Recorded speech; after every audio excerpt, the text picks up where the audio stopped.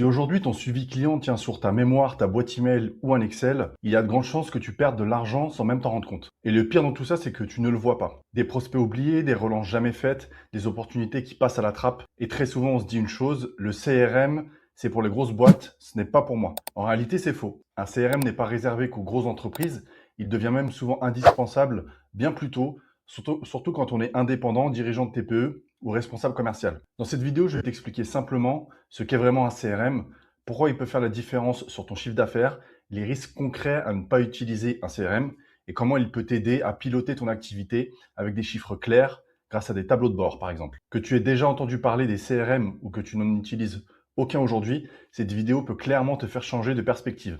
Alors on commence tout de suite. Avant de parler d'outils, de tableaux de bord ou de performance, il faut déjà bien comprendre une chose simple. Un CRM, ce n'est pas un logiciel compliqué réservé aux grosses équipes commerciales. CRM, ça veut dire Customer Relationship Management. En français, ça veut dire gestion de la relation client. Mais concrètement, dans la vraie vie d'un indépendant ou d'une TPE, un CRM, c'est quoi? C'est un outil qui centralise toute ton activité commerciale au même endroit. À l'intérieur, tu retrouves par exemple tes contacts, tes prospects, tes clients, les échanges que tu as eu avec eux, les opportunités en cours et les ventes que tu réalises. Autrement dit, un CRM, c'est la mémoire de ton business. Mais pas seulement, c'est aussi une vision claire de ce qui se passe dans ton activité commerciale. Aujourd'hui, beaucoup de professionnels fonctionnent encore de la manière suivante. Ils ont un peu d'informations dans leur tête, des mails un peu partout et un Excel pour s'organiser. Et parfois même des notes sur le téléphone ou bien sur un carnet. Le problème, ce n'est pas que ça ne fonctionne pas, le problème, c'est que ça fonctionne jusqu'à un certain point. Dès que tu as plusieurs prospects en même temps, dès que ton cycle de vente dure plusieurs jours ou semaines, dès que tu commences à avoir plusieurs sources de leads, là, ça devient complètement flou. Et c'est là que le CRM va rentrer en jeu. Le CRM te permet de savoir à tout moment qui est-ce que tu dois relancer, où en est chaque opportunité, ce qui est en cours, ce qui est gagné et ce qui est perdu. Autre point important, un CRM ne sert pas seulement à stocker des contacts, il sert à structurer ton process commercial. C'est-à-dire comment un prospect arrive chez toi, comment tu le qualifies, comment est-ce que tu le fais avancer dans le pipe, et surtout comment est-ce qu'il devient un client. Un CRM te permet de prendre du recul sur ton activité. Tu ne travailles plus uniquement dans ton business, tu commences à travailler sur ton business. Et ça, c'est un vrai changement de posture. Maintenant que tu vois clairement ce qu'est un CRM, on va parler d'un autre sujet important, la réalité d'un business qui fonctionne sans CRM et pourquoi ça pose problème à moyen terme. Maintenant, soyons honnêtes 2 minutes, la plupart des indépendants et des dirigeants de TPE n'utilisent pas de CRM. Ou alors ils en ont un mais ils l'utilisent presque pas en fait. Pourquoi? Parce qu'au début, on a l'impression de tout gérer. On se dit, je me souviens de tel prospect, je sais à qui je dois répondre, je verrai plus tard, je sais quelle relance je dois faire à quel moment. Le problème, c'est que cette organisation repose sur une seule chose, ta mémoire. Et ta mémoire, aussi bonne soit-elle, n'est pas fiable à 100% ni scalable. Dans la réalité, un business en CRM, ça ressemble le plus souvent à ça. Des contacts éparpillés un peu partout, un prospect qui t'écrit par email, un autre sur LinkedIn, un autre sur WhatsApp, un ancien client qui te rappelle plusieurs mois après. Résultat, tu passes ton temps à chercher l'info, à relire tes mails, à essayer de te souvenir de ce qui a été dit. Et il y a un deuxième problème qui se présente, ce sont les relances. Combien de fois un prospect t'a dit « rappelle-moi la semaine prochaine » ou bien « on en reparle le mois prochain » et tu l'as tout simplement oublié. Pas parce que tu n'es pas sérieux, mais parce que tu es déjà occupé à gérer 1000 choses à la fois. Et chaque relance oubliée, c'est une opportunité commerciale potentiellement perdue. Troisième problème, le manque de visibilité. Sans CRM, pose-toi cette question toute simple. Est-ce que tu es capable, là tout de suite, de dire précisément combien tu as de prospects actifs, combien sont vraiment chauds, combien peuvent signer ce mois-ci? Dans la majorité des cas, la réponse est non. Et ça pose un vrai problème, parce que quand tu n'as pas de visibilité, tu ne peux pas anticiper. Tu subis ton activité au lieu de la piloter. Autre conséquence, tu prends des décisions au feeling. Au final, tu sais pas vraiment ce qui fonctionne, ce qui ne fonctionne pas, ni d'où vient ton chiffre d'affaires. Et ça, c'est dangereux à moyen terme parce que tant que tu es seul et que le volume est faible, ça peut passer. Mais dès que ton activité commence à grandir, ce désordre devient un frein. Et surtout, sans CRM, tu travailles à l'aveugle. Tu avances, mais sans tableau de bord, sans indicateur clair, sans vision d'ensemble. Et maintenant que tu vois les limites d'un business en CRM, on va passer à la question la plus importante. Qu'est-ce que le CRM peut réellement t'apporter concrètement en termes de business? Là, je ne vais pas te parler des fonctionnalités techniques, on va parler de bénéfices business purs. Premier bénéfice majeur, le gain de temps et de clarté. Avec un CRM, toute ton activité commerciale est centralisée. Tu n'as plus besoin de chercher dans des mails, fouiller dans des conversations WhatsApp ou te demander où est-ce que tu as mis telle ou telle note. Tu ouvres ton CRM et tu sais immédiatement à qui tu dois répondre, qui est-ce que tu dois relancer et quelle affaire est en cours. Ça te fait moins de charge mentale, tu oublies moins et éventuellement ça te génère moins de stress. Deuxième bénéfice, plus de ventes. Et c'est souvent là que les gens sous-estiment le CRM. Le CRM en lui-même ne te fait pas vendre par magie, mais il t'aide à ne plus laisser filer les opportunités. Parce que tu suis mieux tes prospects, parce que tu relances au bon moment, parce que tu sais exactement où est chaque discussion. Et le résultat est assez simple, plus de prospects vont au bout du process et ton taux de transformation va augmenter. Troisième bénéfice, une relation client beaucoup plus professionnelle. Quand un prospect ou un client te rappelle, tu sais immédiatement qui c'est, ce dont vous avez parlé et ce dont vous aviez convenu. Lorsque tu refais des rendez-vous avec des prospects avec lesquels tu as déjà échangé, tu te souviens du sujet de la discussion et tu n'es plus surpris en fait quand tu décroches ton téléphone. Tu arrives préparé à ces entretiens parce que tu as des notes. Et ça change totalement la perception que le client a de toi. Tu passes d'un indépendant ou d'une petite structure qui se débrouille à un professionnel structuré. Quatrième bénéfice, la structuration de ton process commercial. Un CRM t'oblige à formaliser les étapes de ton cycle de vente. Par exemple, nouveau lead contacté, qualifié, proposition envoyée, affaire gagnée ou perdue.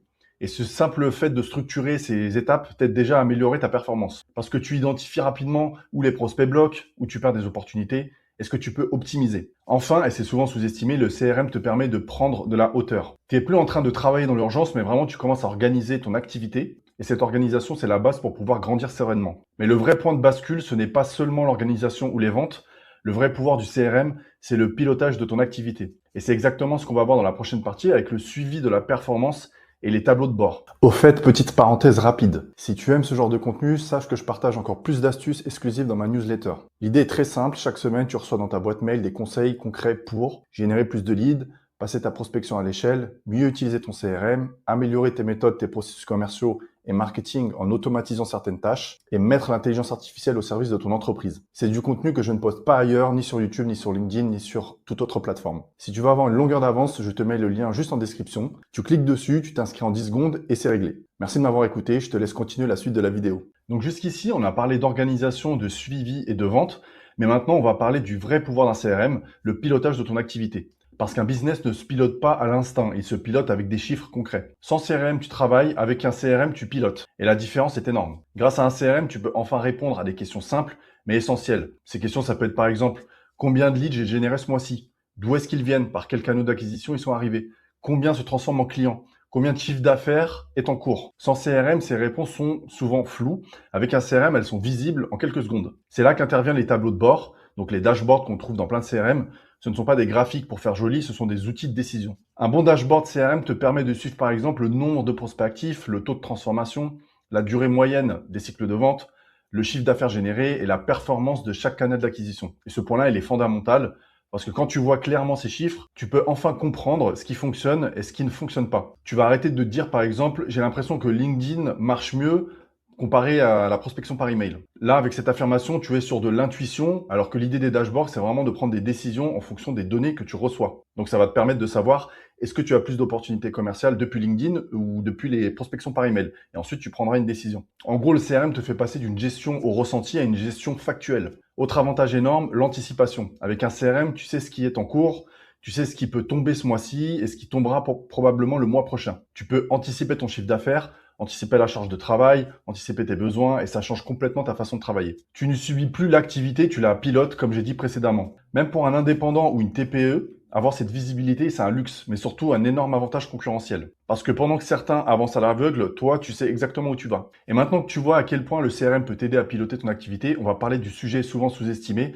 le risque concret à ne pas utiliser de CRM. À ce stade, tu vois sûrement les bénéfices d'un CRM, mais maintenant, parlons de l'autre côté de la médaille. Qu'est-ce qui se passe quand on n'utilise pas de CRM? Le premier risque, c'est la perte de chiffre d'affaires invisible. Invisible parce que tu ne vois pas les opportunités que tu rates. Un prospect qui ne reçoit jamais de relance, un ancien contact que tu oublies de rappeler, une discussion qui s'arrête faute de suivi. Chacune de ces situations peut représenter une vente perdue. Et le problème, c'est que tu ne peux pas mesurer ce que tu ne vois pas. Deuxième risque, la dépendance à la mémoire humaine. Quand tout repose sur toi, sur ta tête, sur tes souvenirs, ton business devient fragile. Il suffit d'une période chargée, d'un imprévu ou d'une baisse d'énergie pour que l'organisation s'effondre. Troisième risque, l'impossibilité de déléguer ou de recruter. Sans CRM, transmettre l'information devient compliqué parce qu'elle n'est pas formalisée. Si demain quelqu'un doit t'aider ou reprendre une partie de ton activité commerciale, il n'y a aucune visibilité sur l'historique, les prospects en cours ou les priorités. Et ça peut freiner fortement ta croissance. Quatrième risque, piloter son business au feeling. Sans indicateur clair, tu prends les décisions basées sur des impressions. Tu ne sais pas vraiment ce qui marche, ce qui ne marche pas, ni pourquoi. Et à long terme, c'est extrêmement dangereux. Parce que tu peux continuer à investir du temps ou de l'argent dans des actions peu rentables sans même t'en rendre compte. Dernier risque souvent sous-estimé, c'est l'image professionnelle que tu dégages. Un manque de suivi, des oublis, des réponses tardives, ça se ressent côté client. Et même si ton travail est excellent, une organisation bancale peut nuire à ta crédibilité. En résumé, sans CRM, tu avances, mais tu avances sans tableau de bord. Tu travailles beaucoup, mais tu ne pilotes pas vraiment. Donc là, on vient d'évoquer les risques. La question suivante, qui est logique, à partir de quand un CRM devient vraiment indispensable? À ce stade, beaucoup de personnes se disent encore une chose, oui, le CRM est intéressant, mais ce n'est pas encore pour moi. Et cette réflexion, elle est très fréquente. Le problème, c'est qu'on attend souvent trop longtemps. Parce qu'en réalité, la question n'est pas quelle est la taille de mon entreprise? La vraie question, c'est quel est le niveau de complexité de mon activité? Un CRM devient vraiment indispensable dès que tu coches au moins un de ces points. Premier point, tu as plusieurs prospects en parallèle. À partir du moment où tu échanges avec plusieurs personnes en même temps, ta mémoire commence à être sollicitée. Deuxième point, tu as plusieurs canaux d'acquisition, par exemple LinkedIn, la prospection par email, le site internet qui te ramène des opportunités, les recommandations, etc. Sans CRM, il devient très difficile de savoir ce qui fonctionne réellement. Troisième point, ton cycle de vente dure plusieurs jours ou plusieurs semaines. Plus le cycle de vente est long, plus le risque d'oubli est élevé. Quatrième point, tu veux prendre de meilleures décisions. Si tu veux comprendre ton activité, si tu veux piloter ton chiffre d'affaires, si tu veux anticiper, le CRM devient un allié indispensable. Et ce point est très important. Le CRM n'est pas réservé qu'aux grosses entreprises. Il est souvent encore plus utile quand on est seul ou dans une petite structure, parce qu'on n'a pas le droit à l'erreur dans ce cas-là. Chaque opportunité compte, et plus tu mets en place un CRM tôt, plus il est simple à utiliser. Moins il y a de données à migrer, moins il y aura de mauvaises habitudes à corriger. Autrement dit, le bon moment pour utiliser un CRM, c'est souvent plus tôt que ce que l'on pense. Donc voilà, maintenant tu sais quand est-ce qu'un CRM est indispensable.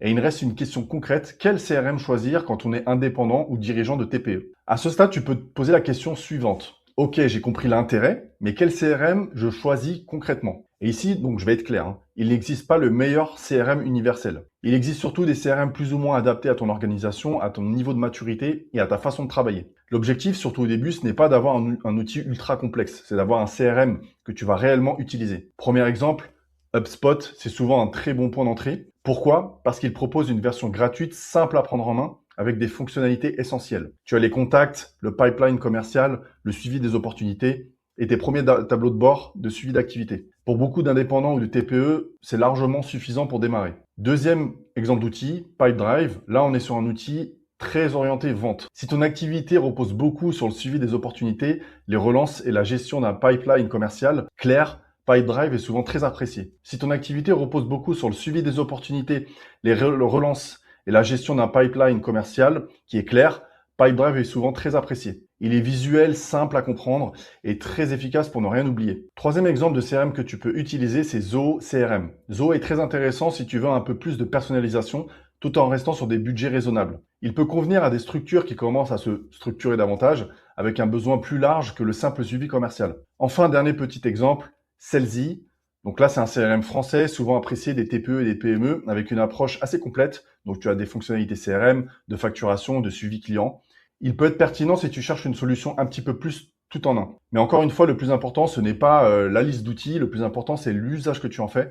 Un CRM simple, bien utilisé, sera toujours plus efficace qu'un CRM très puissant, mais qui n'est jamais ouvert. Commence petit, structure l'essentiel et fais évoluer ton outil avec ton activité. Donc si on conclut et on résume tout ça très simplement, un CRM, ce n'est pas un outil réservé qu'aux grosses entreprises, c'est un levier pour structurer ton activité, suivre tes prospects et piloter ton business avec des chiffres clairs. Sans CRM, tu travailles avec un CRM, comme je le disais, tu pilotes. Dis-moi en commentaire si tu utilises déjà un CRM ou si tu hésites encore à en mettre un en place dans ton entreprise. Et si tu veux aller plus loin, j'ai une newsletter dans laquelle je partage régulièrement des conseils concrets, des outils et des méthodes pour aider les indépendants, les TPE, à structurer et développer leur activité.